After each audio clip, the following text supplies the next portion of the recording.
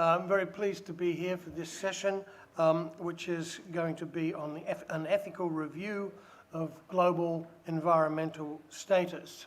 I'll introduce the speakers as they are ready to give their presentations.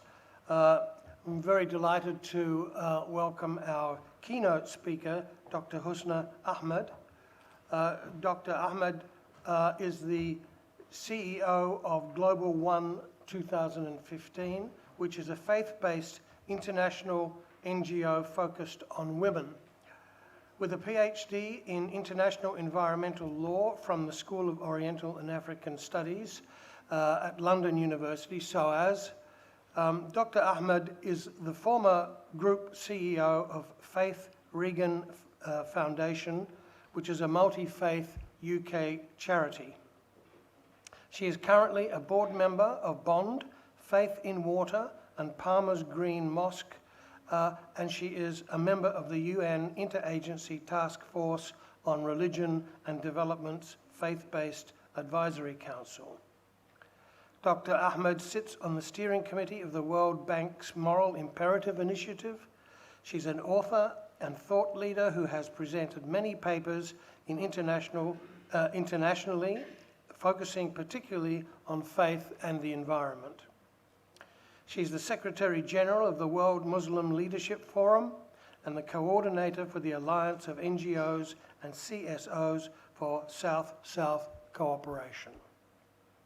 She was appointed an Officer of the Order of the British Empire, an OBE, in the New Year's Honours List in 2010 for her services to disadvantaged people for work promoting social justice with disadvantaged communities. She's an honorary fellow of the Edward Cadbury Centre for the Public Understanding of Religion and Birmingham University in the UK. I'm very, very delighted to have you. Please, she is going to be speaking directly on the issue of ethical reviewing of the global environmental status. Dr. Husna, thank you very much.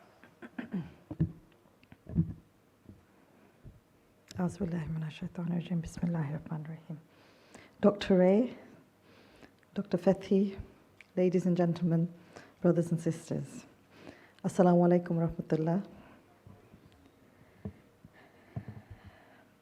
So I'm talking today about the ethical review of the global environment status.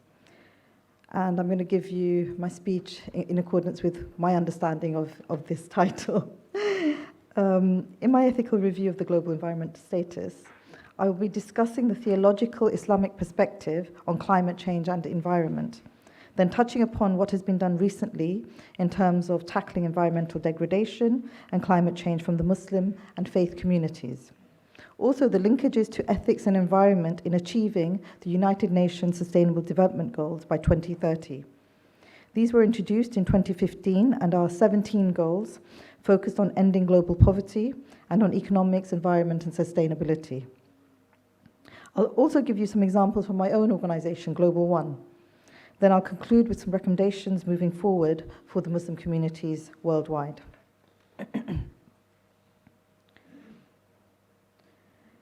So, why are we here speaking about ethics and environment?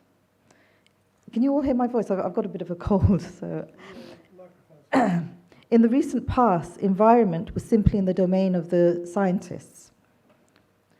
A young lady, a young girl, about 15, 16-year-old, called Greta Thunberg, who I'm sure most of you have heard of, has said to the UN recently, change is coming, whether you, meaning the world leaders, like it or not.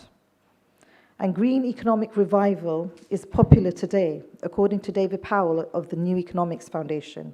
And I agree with him. And I also agree that there is a profound intergenerational injustice going on right now.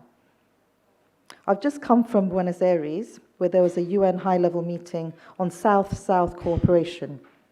It was the BAPA plus 40. So it's 40 years on since the last Buenos Aires action plan on South-South cooperation was put forward. What have we seen during this time? It's looking at constructs which move away from the industrialized North, giving donations to the poor South. We have moved a long way from the model, but still not enough to bring dignity and mutual respect to the South countries. The main story in BAPA plus 40 for me is about solidarity and mutual respect. It's about justice and tackling inequality by supporting the countries of the South to build their own destinies, whilst avoiding the repetition of the mistakes of the North. For me, ethics is about moving away from greed and self-interest, but the irony of it is that we are facing the greatest catastrophe today, climate change, because of a lack of ethical behavior. As a Muslim, I'm taught that humans are stewards of this planet. It is a trust given to us by Allah, and we have the responsibility of preserving the natural order on earth and maintaining the balance, and must strive to ensure the fair allocation of resources. I believe the Muslim communities all over the world can approach the mission of the SDGs. We must be, at the individual as well as the collective level, aware and conscious of our limited resources, which we share with not only billions of other people on this planet, but all of creation, and driven to preserve and utilize them sustainably. My organization, Global One, is tackling many of the SDGs, and it was founded on the basis and belief that there is a need for more Muslim women to emerge as leaders and change makers, inspired by their faith teachings and not blocked but encouraged and supported by their faith communities.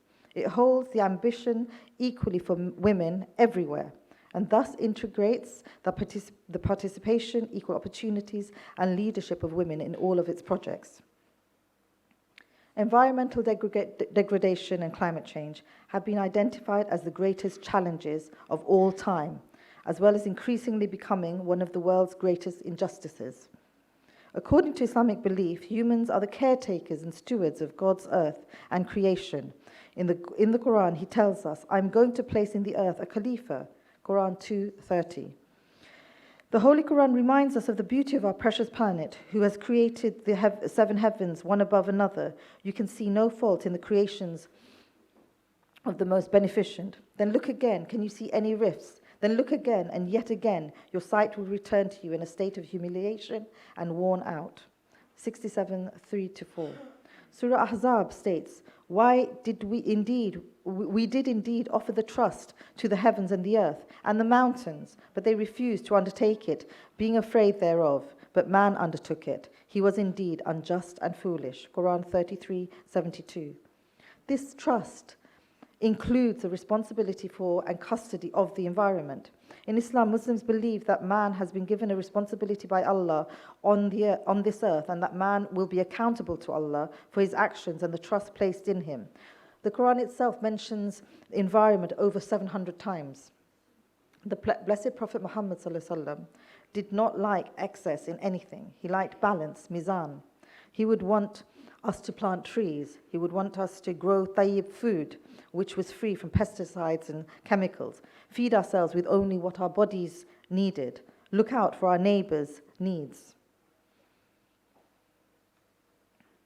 The solution to global food insecurity and tackling climate change lies in following the sunnah of the Prophet and heeding Allah's commands. Let me remind you that every person is sent to this earth with their rizq assigned to them at birth. I'd like to give a brief outline of some of the initiatives that have been undertaken towards tackling climate change from the Muslim and faith perspectives. In 2009, there was a Muslim 7-year plan, which was part of the 7-year plans of the different religions for the Alliance of Religion and Conservation. In Istanbul in July 2009, more than 50 religious scholars from across the Muslim world endorsed this long-term plan for action on climate change. This support was led by Dr. Yusuf al-Qaradawi, I can't pronounce it, the president of the International Union of Muslim Scholars.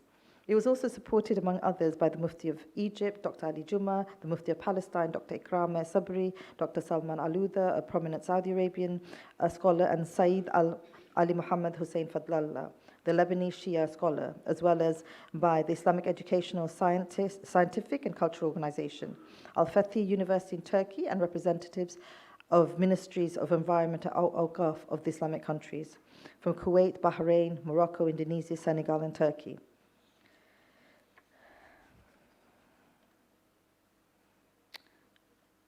So what happened? This coming together, this Muslim Action Plan, it came up with a practical, recommendations. Some of them, I'll just tell you about a few of the actual recommendations that came up. For instance, creating a waqf to implement the climate change plan, establishing Islamic labels for different products. That would be, there would be an Islamic environmental labeling service, working towards a green Hajj with the Saudi Ministry of the Hajj, to have the Hajj free of plastic bottles after 2 years. But I'm really pleased that here you've got plastic-free bottles. No plastic bottles here, which is wonderful. Then they had a pilot, to construct a green mosque, develop 2 or 3 Muslim cities as green cities, focus on education, on the environment, have conservation and environment studied at primary and secondary level in madrasas and mainstream schools, develop educational materials, prepare guidelines and train imams on environmental conservation, sponsor 10 postgraduate students to work on Islam, develop best practice on environment for business. So there's a whole raft of things. Publication of the Quran on paper, which came from sustainable wood supplies. So all of these happened, but unfortunately, and this is really, really sad, that because of a lack of commitment from many of those who initiated the plan, this organization called Makkah, which was going to be established, it didn't take form, it didn't happen, it disappeared. But what I'm really pleased to see is that since 2009, what I've seen is that a number of these recommendations that I've just mentioned, a number of them have in fact come into fruition.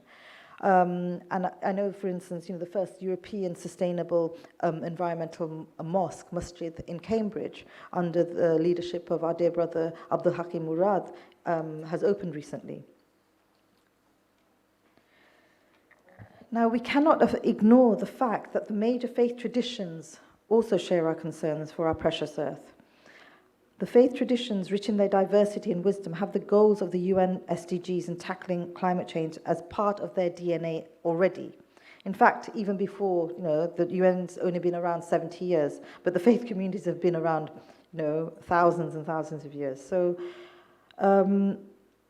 we've been endeavoring, the faith communities have been endeavoring to alleviate poverty and distress from the world's populations quietly and consistently over centuries, as it's an integral part of our religious responsibilities. All faith traditions agree that we are profoundly interconnected with nature, on which we depend for our existence. We must respect and care for nature and all life. We uphold the dignity and rights of every human being. We must provide for the needs and well-being of all people. We must act with love and compassion and for justice and fairness. We are morally responsible for our chosen actions. We have duties for future generations who will bear the consequences of our action or inaction.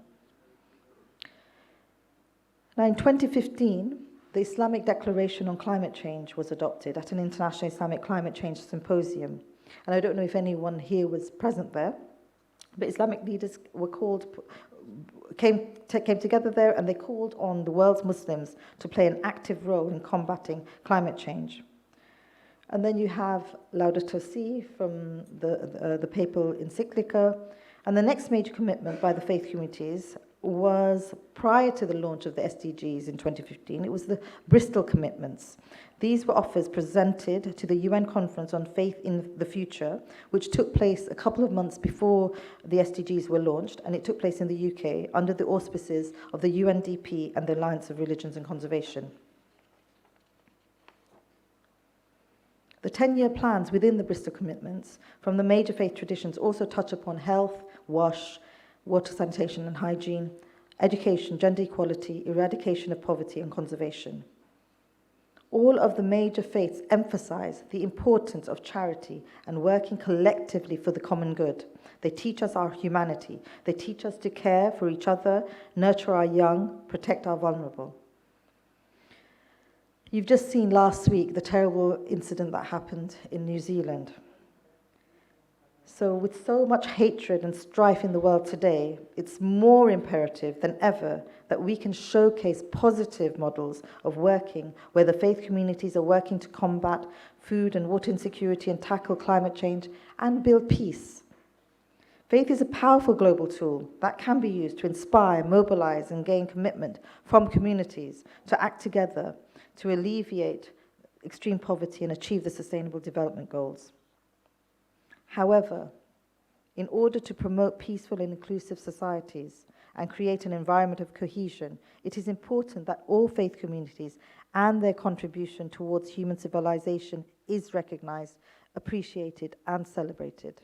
And I think at this moment in time, when we're looking at the Muslim communities, we're not feeling that. We are feeling a lot of Islamophobia, a lot of negativity towards us. And I think what we have to do is counter that by putting our hands out and, in peace.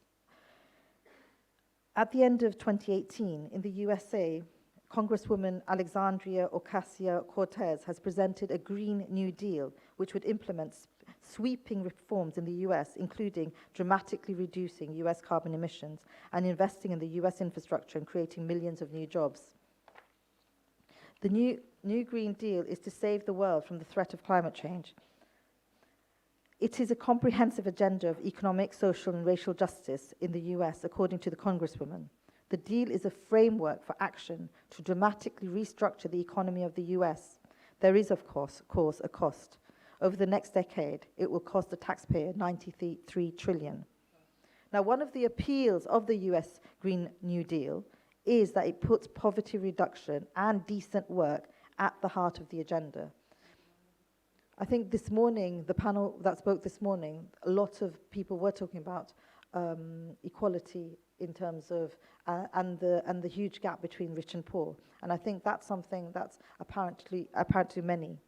Research by the Equality Trust, the Spirit Level 2009, shows that societies are already more equal, societies that are already more equal have higher levels of trust and civic mindedness, and therefore we must redouble our efforts to make our societies more equal and demand that radical redistributive policies are implemented to produce the most conducive social and political environment possible for the GND programs. By the next century, according to some estimates, climate change could lead to 500 billion just in lost output. In 2018, the UN warned of the world only having 12 years to keep the global temperatures at 1.5 degrees centigrade before climate catastrophe. So vulnerable communities feel the impact of climate change first. I repeat, vulnerable communities feel the impact of climate change first. And so many of these vulnerable communities among the Muslim world.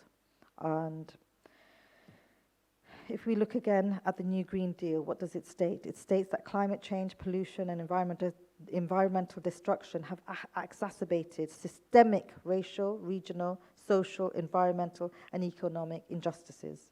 The Paris Agreement was a defining moment for all of us when we all believed there was actually a chance that we could stop climate change and save our planet. Unfortunately, with COP24 being the opportunity to prepare the rule book following on from Paris, we are seeing that things have slowed down dramatically. COP24 in 2018 was held in, I can't pronounce this, Katowice? In Poland. And one delegate described it as a four-dimensional spaghetti of conflicting priorities. This says it all. Just at the beginning of this month, we had the fourth session of the United Nations Environment Assembly, which took place on the 11th to the 15th of March in Nairobi. And it was organized by the UN office at Nairobi, and the theme was innovative solutions for environmental challenges and sustainable consumption and production. Sustainable Development Goals in Islam. Whilst the Sustainable Development Goal 13 deals with climate action, we need to understand that climate change is at the very core of the Sustainable Development Goals. If we take care of our oceans and land, be careful about our food consumption, if we protect our biodiversity and promote clean energy, all of these are tackling climate change. As the SDGs are a universal call of action, it is important that all faiths work together to address the pressing concerns globally that impact on all human life. The necessity of protecting the planet is the theme behind the SDGs, but also a common theme in all religions to preserve our world. Therefore, cooperating to sustain our planet should be in the common interest. I believe that every single SDG is based on Islamic traditions and teachings. SDG 17 demonstrates the importance of collaboration in the pursuit of sustainable development, recognizing that a strong commitment to global partnership and cooperation is required to achieve the completion of the other SDGs. By embracing universal values and including them into national development strategies, our approaches can be more culturally and faith-sensitive and therefore more successful. Did you know that the Muslim majority countries are disproportionately affected by climate change and yet have been among the lowest contributors to global greenhouse gas emissions? With more than 50 independent Muslim countries and a worldwide population of nearly 2 billion Muslims, the effects of environmental degradation and climate change are already adversely affecting the Muslim communities. As I have discussed here, there is still, however, insufficient awareness and action in the Muslim communities on the environmental agenda, despite Islam clearly promoting the duties of Muslims to protect and conserve the environment. In the Sustainable Development Goals, the key UN buzzwords are for achieving the Sustainable Development Goals are scale up global support, community of common destiny, and leave no one behind. How can you scale up global support if you do not recognize the changing demographics taking place due to the impact of climate change, civil unrest, and wars? The refugee crisis in Europe is just one example. How can you have a community of common destiny if there is violence, genocide, and insecurity resulting in displaced people all over the world? Leave no one behind. How can we ensure that this happens? Funding is also a reason why there is a crisis of commitment to environmental sustainability in many parts of the world. The priority for many Muslims, for instance, many Muslim families, for them, just ensuring a roof over their head and food on the table, or even shelter, is their priority. But we cannot give up. I believe in the goodness of humanity, and I commend the UN for the visionary leadership in the fight against global poverty, and pray together we succeed to achieve the SDGs by 2030. What I want to see, like many Muslims and other faith communities, is to have a life of simplicity and dignity, away from consumerism and greed, where we have food that is tayyib, pure and organic, air that is clean, and a chance for our children to enjoy the natural pleasures of our planet without fear for our survival. I've been asked to review the global ethics of environment and climate change. I think what is clear is that if we truly take up the baton and push to accomplish the SDGs by 2030, then we can align ethics and environment. What is important is that everyone gets involved in pushing for the achievement of the SDGs. You're all aware of the history of colonialism and the Industrial Revolution. The injustices of that period of history are still apparent today. We need to ensure that in the name of environmental mitigation, the same powers do not try and take advantage of the southern nations again. We need to push for adaptation based on cooperation and local knowledge. For example, my organization, Global One, is a unique Muslim women-led international NGO with a focus on WASH, water, sanitation, hygiene, Islamic farming, global health. We believe very much in faith action to find sustainable local solutions. Our projects in Kenya, Nigeria, Jordan, Lebanon, and Bangladesh are taking a holistic approach which combines resources, training, and infrastructure. Now more than ever, we need to create ethical models of sustained growth which encompass all the great faith traditions and yet bring balance to the planet. As a women's international NGO, we are very conscious of the support our sisters, mothers, and daughters need to survive each day. I'm a mother, I'm a grandmother, I'm a daughter, and I'm a sister. And I can really feel the pain of my sisters, who are really suffering, especially if they're refugees, widows, adolescent girls, or new mothers. We look at sustainable projects through a gender lens. We have developed manuals on public health and Islam, and a menstrual hygiene management and Islam toolkit, and also an Islamic farming toolkit, in which we use teachings to encourage treatment of the land with due respect and preservation. Through Islamic farming practices on our farms, what does it mean? It means that we can make the land sustainable, and it can produce tayyib food which can feed our populations in a wholesome farming system. Agricultural practices work in harmony with nature. We must look at it holistically and look at all the elements. These include soil, nutrition, food, and water. Clean energy, which is cheap and easy to access, is another way to help women who have to walk many miles for clean water. Promoting solar energy in Africa has really helped our projects succeed, including our Islamic farms in Nigeria and Kenya. Finally, my recommendation to the Muslim communities are to return to the teachings of the Quran and Sunnah to find the way forward for an ethical world where there is social justice and balance. I'd like to conclude with a quote from Ibn Kathir, who speaks about the mu'min. The mu'min are a people who have been prevented through the Quran from indulging in the pleasures of this world. It comes between them and what might destroy them. The mu'min is like a prisoner in this world who tries to free himself from its shackles and chains, placing his trust in nothing in it until the day he meets his creator. He knows full well that he is accountable for everything that he hears, sees, and says, and for everything that he does with his body. I thank you. Assalamu alaikum.